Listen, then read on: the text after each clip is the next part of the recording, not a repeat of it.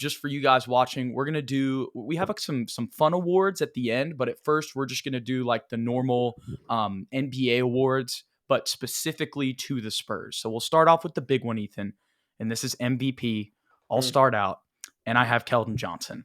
This could have been Devin Vassell if he, didn't get injured this season and didn't have that surgery on his knee. If we had more tape, it could have been him. You never know. But because of the circumstances and Keldon playing more and averaging 22 points, and also, like I ranted about a little bit earlier, just being so clutch for the Spurs this year in the fourth quarter, there's really not much else to say. There's a reason why he's going to start getting paid $20 million starting next season.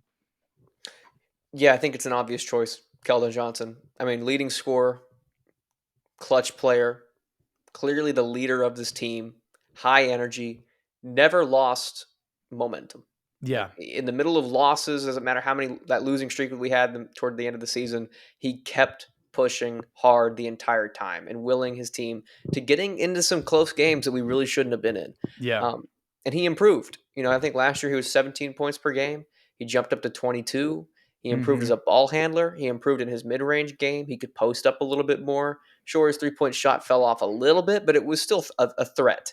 And he could hit it when it counted. Still improved. Yes. Right. And so I'm looking forward to even another jump from him. I think maybe defensively, I think continuing to improve as a ball handler and as a playmaker.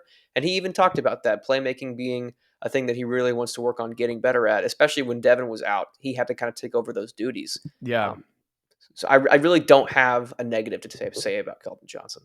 No, especially considering the circumstances. There really isn't too much to say. The one thing I guess I'll hit on, because this is something everybody's going to talk about a lot, is the drop-off in three-point percentage. If you watch the video today that I did, once again, they mentioned how at Christmas, when he started off the season just red hot from three, he was averaging 26 points per game, which is 4 points more than 22. So really, I mean, that's about, you throw in an extra three with improved percentage, and that's what his average would be. So that's just another thing to keep in mind. I'm not sure what the reason for the drop off was. Even now that we're sitting here at the end of the season, I still haven't figured it out. But what I would like to think is that he'll just continue to be in the gym in the off season and just, get it to where it can be like it was at the beginning of the season consistently throughout the entire season. Because if he does that, then he's, the scoring is going to jump as well. Absolutely.